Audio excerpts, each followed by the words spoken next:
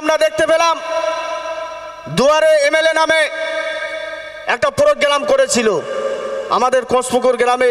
আমরাও নেতৃত্ব দিয়ে সেখানে দুয়ারে এমএলএ ক্যাম্প করেছিলাম। কেউ বিধবা ভাতা, কেউ বার্ধক্য ভাতা, কেউ লক্ষ্মীর ভাণ্ডার, বিভিন্ন সুযোগ সুবিধা নেওয়ার জন্য বিভিন্ন নিজেদের সমস্যার কথা তারা লিখে চিঠির মাধ্যমে এমএলএ নওশাদ সিদ্দিককে দিয়েছিল। কিন্তু এতদিন চলে গেল, এর পরেও আমরা কিন্তু সেই এমএলএ তরফ থেকে আমরা সেই সমস্ত সহযোগিতা পাইনি।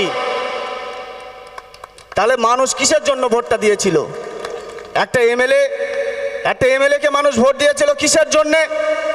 যে আমাদেরকে দেখবে, আমাদেরকে সাধারণ মানুষ যারা গরিব অসহায় মানুষ। ভাঙড়ের অবজারভার মাননীয় শওকত মোল্লা মহাশয়, সর্বোপরি উপস্থিত আছেন আমাদের ভাঙড় বিধানসভার অল নেতৃত্ব, আর সামনে বসে আছে তৃণমূল কংগ্রেসের যোদ্ধা, তৃণমূল কংগ্রেসের যে সমস্ত নেতৃত্বরা আপনারা সামনে বসে আছেন, প্রত্যেককে ধন্যবাদ জানাই।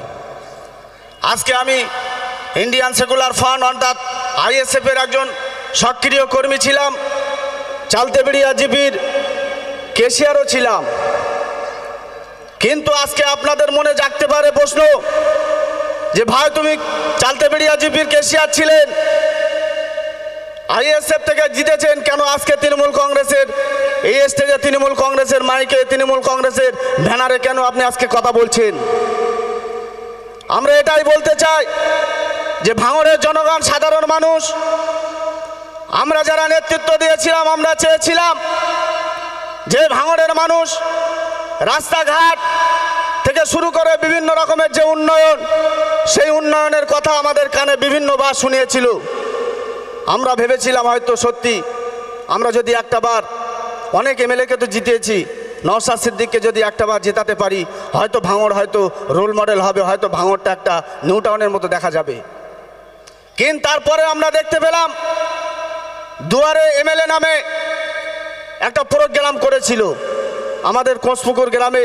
আমরাও নেতৃত্ব দিয়ে সেখানে দুয়ারে এমএলএ ক্যাম্প করেছিলাম।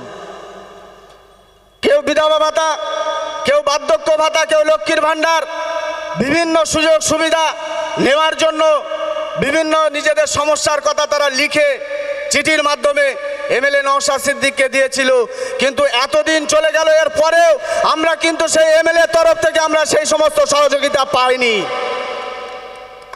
তাহলে মানুষ কিসের জন্য ভোটটা দিয়েছিল? একটা এমএলএকে মানুষ ভোট দিয়েছিল কিসের জন্যে? যে আমাদেরকে দেখবে, আমাদেরকে সাধারণ মানুষ যারা গরিব অসহায় মানুষ, তাদের ঘরের মাথার উপরে যে ছাদ নেই সেই ছাদটা করে দেবে, বিভিন্ন রকমের কাজ করবে, সাধারণ মানুষের পাশে থাকবে। কিন্তু আমরা দেখতে পেয়েছি এই ভাঙড়ের মানুষের ভোট নিয়ে সারা পশ্চিম বাংলার বিধানসভায় ঘুরে বেরিয়েছে, এই ভাঙড়ের মানুষের পরিষেবা দিতে পারিনি। বলেছিল যে ভাঙড়ে যদি জিতি তাহলে অবশ্যই আমার ভাই ভাঙড়েই পড়ে থাকবে। আজকে কি ভাঙড়ে পড়ে আছে?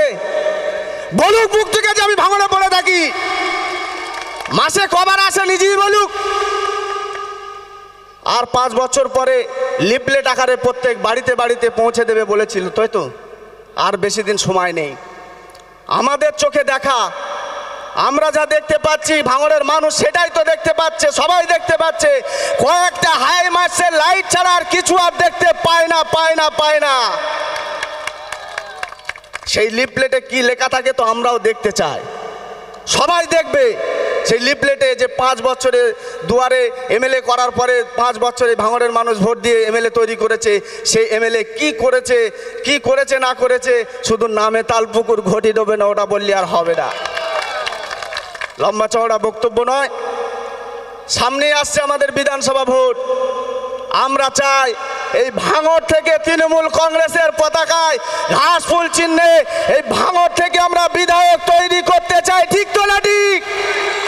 আগামী দিনে এই ভাঙড়ের মানুষ, ভাঙড়ের ভূমিপুত্র তৃণমূল কংগ্রেসের এমএলএ বিধায়ক হয়ে আমরা সকলে কাঁধে কাঁধ মিলিয়ে লড়াই সংগ্রামের মাধ্যমে এই ভাঙড়ের ছেলেকে আমরা এমএলএ বিধায়ক হিসাবে আমরা দেখতে চাই।